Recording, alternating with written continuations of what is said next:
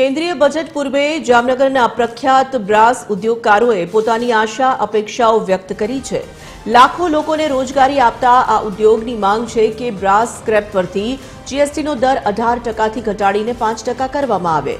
ઉદ્યોગકારોએ loan પ્રક્રિયા સરળ બનાવવા અને કાચા માલના ભાવમાં સ્થિરતા લાવવા માટે નીતિ ઘડવાની પણ રજૂઆત કરી છે। એરોપ્લેનના પાર્ટ્સ બનાવતા ઉદ્યોગને ક્લસ્ટર યોજના હેઠળ વધુ આર્થિક રાહતોની અપેક્ષા છે। वैश्विक स्तरे जामनगर ब्रास सिटी तरीके ओळखाय छे। आपणे सौ जाणीए छीए जामनगरमां हजारों उद्योगो छे ते आवेला छे એટલે લાખો લોકોને રોજગારી છે તે પૂરું પાડી રહ્યા છે। ત્યારે જામનગરના જે ઉદ્યોગકારો છે તેમને આ વખતેના કેન્દ્રીય બજેટમાં શું આશા અપેક્ષા છે તે જાણવાનો એક પ્રયાસ કરીશું। આપણી સાથે જામનગર ફેક્ટરી ઓનર્સ એસોસિએશનના પ્રમુખ સહિતના હોદ્દેદારો અને જે ઉદ્યોગકારો છે તે જોડાયા છે। સૌપ્રથમ પ્રમુખ હું આપને પૂછવા માંગીશ કે આ વખતેના કેન્દ્રીય બજેટમાં શું આશા અપેક્ષા? કેન્દ્રીય બજેટમાં જામનગરમાં બ્રાસ ઉદ્યોગ જે યુનિટ આવેલા છે એ મેક્સિમમ એટલે 100% એમએસએમઈ સમાવેશ થાય છે। તો આવા નાના ઉદ્યોગ માટે થઈને એક કેપિટલ ગેઇન તરીકે 20% સરકાર વસૂલે છે। કેપિટલ ગેઇન 20% છે એમાં બજેટમાંથી ઘટાડો કરે અને જેટલો થાય એટલો ઓછામાં ઓછો કેપિટલ ગેઇન નાખે એ છે। એ ઉપરાંત જામનગર બ્રાસ પાર્ટ્સ બનાવવા માટે જે અમારું કાચું રો મટીરિયલ છે એ રો મટીરિયલ ઉપર બ્રાસ સ્ક્રેપ ઉપર વેપારી ટુ વેપારી જો સેલ કરે તેમાં 1% ટીસીએસ વસૂલ કરવામાં આવે છે।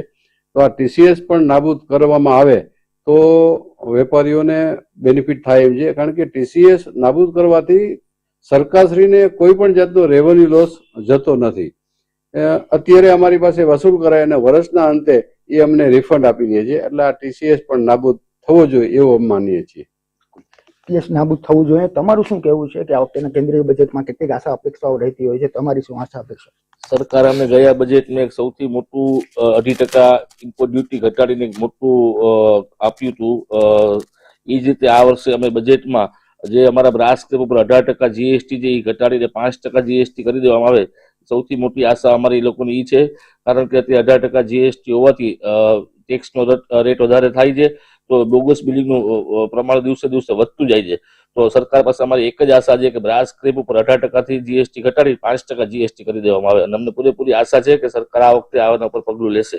બિલકુલ, જીએસટી સ્લેબમાં પણ ઘટાડો ઉદ્યોગકારો સ્લેબમાં ઉછળી રહ્યા છે। તમારું શું માનવું છે? આ વખતે શું બજેટમાં આશા અપેક્ષા?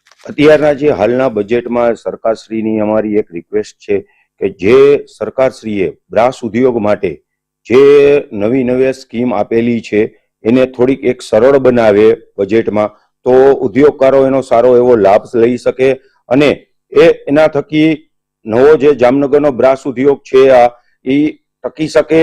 ભવિષ્યમાં પણ જો આ પ્રક્રિયા સરળ ન હોય તો ઉદ્યોગકારોને લોન લેવા બાબતમાં ખૂબ જ ઘણું બધું કપરું કામ કરવું પડે છે। તો અમારી એક સરકારશ્રીને નિવેદન છે કે જો આવનારા ટાઈમમાં આ જે સરકારશ્રીની ઉદ્યોગ પ્રત્યેની જે નવી જે બધી સ્કીમો ચાલે છે અને લોન પ્રત્યેની તો ખાસ જે સ્કીમ ચાલે છે એમાં થોડીક પ્રક્રિયા જો સરળ કરી દે તો ઉદ્યોગકારોનું કામ ખૂબ જ સરળતાથી થઈ શકે અને પાછો જામનગરનો બ્રાસ સિટી ઉદ્યોગ પગભર થઈ શકે। બિલકુલ, અન્ય ઉદ્યોગકારો પણ છે આપણી પાસે। તમે શું કહેશો કે આ વખતેના જે કેન્દ્રીય બજેટમાં કેટલીક આશા અપેક્ષાઓ રહેલી છે? તમારી શું કહેવા માંગશો? હું તો ખાસ અમારા સેક્રેટરી શ્રી મેહુલભાઈ જે કીધું એ મુજબ એક જ વાત કરવા માંગુ છું। એક તો સરકારશ્રીને અમે વિનંતી કરીએ છીએ કે એક તો ટેક્સમાં ખૂબ ફેરફારની જરૂર છે। 18% વાળો 5% જરૂરી છે।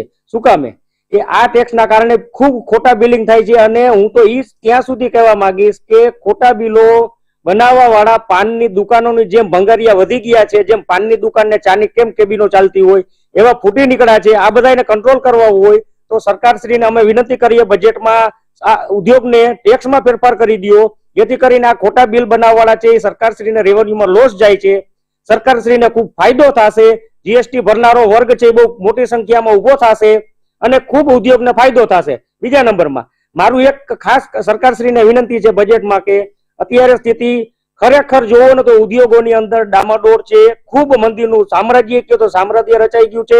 તો સરકારશ્રીને એ પણ વિનંતી છે કે જે સ્ક્રેપની જે મેટલોની બજાર જે ડામાડોળ છે એને આપ સ્થિર કરો, એવા પ્રયત્ન કરો કે સ્થિર થાય તો આ ઉદ્યોગો બધા છે બચી શકશે। નકર અત્યારની સ્થિતિ અતિ ખરાબ ને નાજુક છે।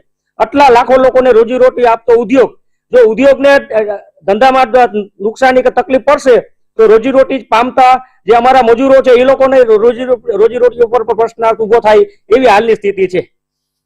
તો આ હતા જામનગરના ઉદ્યોગકારો કે જેમને આ વખતેની જે કેન્દ્રીય આવા જે બજેટ છે તેને લઈને આશા અપેક્ષા વ્યક્ત કરવામાં આવી. જીએસટી ઓછું કરવા સહિતની જે માંગણીઓ છે તેમને વ્યક્ત છે તે કરવામાં આવી છે. ત્યારે આવનારા બજેટમાં ઉદ્યોગકારોને કેટલી માંગણીઓનું સ્થાન મળે છે તે જોવું રહ્યું.